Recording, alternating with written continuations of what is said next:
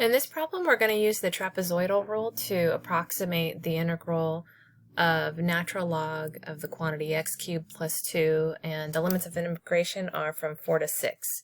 And we're going to use n equals 10. I wanted to show, there's a lot of examples of how to use trapezoidal rule, midpoint, and Simpson's rule. I wanted to show kind of step by step actually using the rule because I think subnotation and all of that, knowing what the x sub I is very important to just being able to go through the process. So the trapezoidal rule, if we write that down, that's the integral of limits a to b of just some function f of x, and then we have dx, is approximately equal to, and a lot of books use capital T sub n as that kind of notation, and the formula is delta x over 2, we do a bracket of f of x sub 0 plus 2 times f of x sub 1, or plus 2 times f of x. Okay, let me read this again. F of x sub 0 plus 2 times f of x sub 1 plus 2 times f of x sub 2 plus, and I'm going to do a dot dot dot because we don't know how many n's there are in the general rule. So then we just say plus dot dot dot plus 2 times f of x sub n minus 1 plus f of x sub n. So the first and the last terms don't have the 2 multiplier. That's our general rule, and that's also where delta x is equal to b minus a over n, and our x sub I is equal to a plus I times delta x. And this is where this x sub I formula, I feel like a lot of students get lost in how that actually relates to what we're seeing in the rule. So I want to be very very detailed about where I'm going with this. So in the problem we have above, we have a is 4 and b is 6, and our function is natural log of the quantity x cubed plus 2.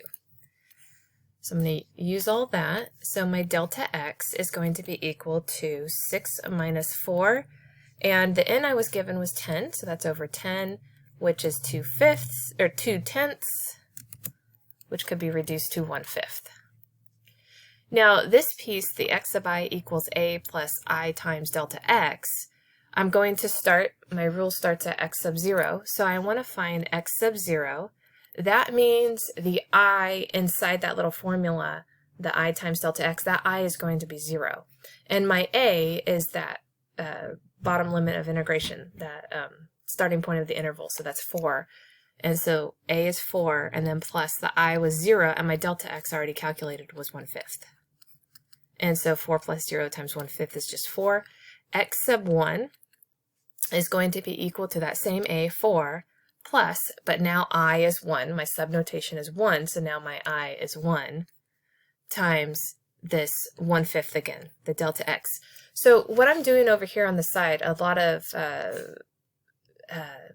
videos, a lot of examples will not necessarily show the x sub 0, x sub 1, some do, but not tons.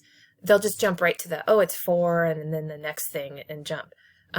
But the subnotation here, I want you to concentrate on being able to see how it's utilized in this formula, because that's where I see a lot of students don't understand the connection of the subnotation, how the I as a subnotation is actually utilized as an I within that formula.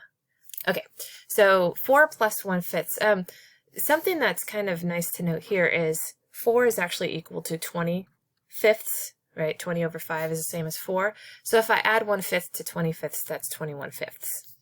X sub 2 would be equal to 4 plus 2 times that 1/5, and so that would be equal to 22/5. And I could keep going and going. This n is very large at 10. And so I'm going to say dot dot dot up to x sub 10. So that would be 4 plus 10 times 1/5. And 10 times 1/5 is 2, plus 4, that's going to be 6. And so we come out with a nice number again. And so there's a lot of x values in between there that I did not write, but you can see the trend of adding the 1/5 throughout. So if I now go back up to my general formula, I have this delta x divided by 2, and then all of those f's that were in the bracket. So I'm going to now plug in everything.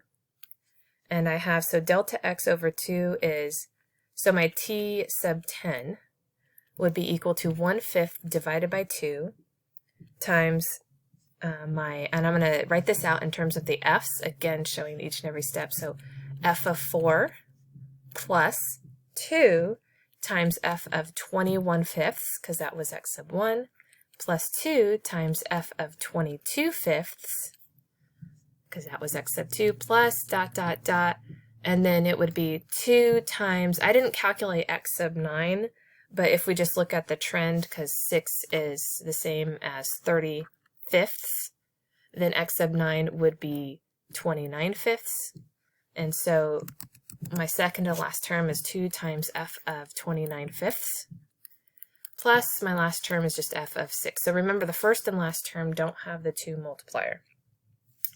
And then if I write this out as to what's actually happening with my input and output, so 1/5 divided by 2 is the same as 1/10. F of 4, well, my original function way up here was the natural log of x cubed plus 2. So that's where I put my input to get an output. So that's the natural log of 4 cubed plus 2 times the natural log of 21/5 cubed plus 2 plus, and I'm just going to do dot, dot, dot, plus 2 times the natural log of 29/5, all that cubed plus 2, plus, and then this would just be natural log of 6 cubed plus 2. And then now I could take each and every one of these terms and put it all in the calculator. I'd have to do that 10 times.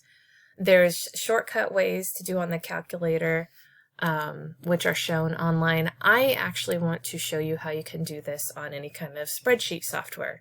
I think spreadsheet software is very valuable. So for me, as long as a student is showing all of this work that I just showed, that shows me a understanding of where things are supposed to go and how they are supposed to be used. And now at this point, I'm comfortable with you using the spreadsheet software or a calculator at this point, because now we're just looking for these outputs.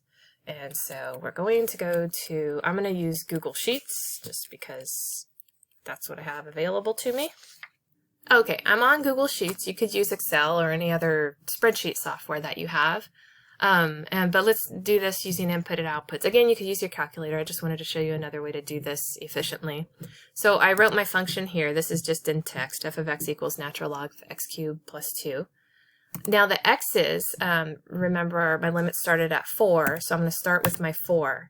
And my delta x that I had was 1/5. And so we saw the trend that what we do is we're just adding 1/5. I showed you very detailed with what the x's were, but here I know I was just adding 1/5. So I'm going to do my formula equals that 4. So I'm going to say that previous cell plus parentheses 1 divided by 5.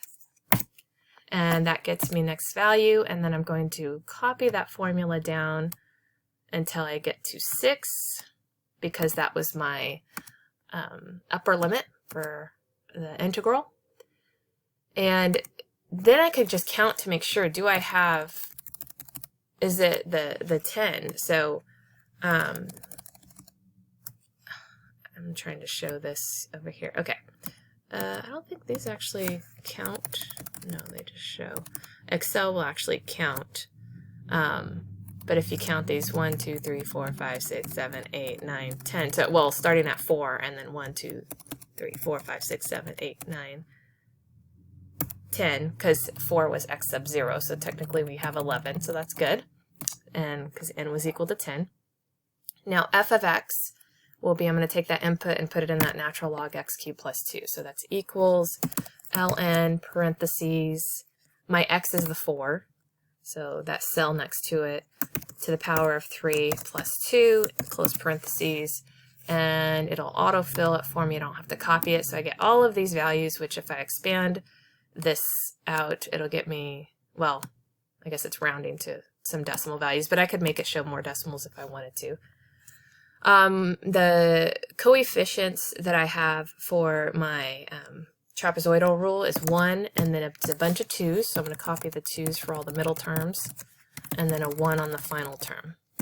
And now I'm going to take my coefficients, that cell times my f of x cell, and again it'll autofill, and I'm going to get that sum of that column, so equals sum parentheses of all of that final output, and I get some value, but I still need to multiply it by that 1/10 that I had in front.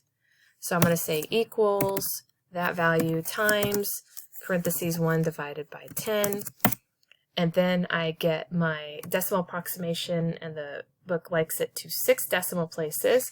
So I'm going to write this down on my paper. I got 9.649753.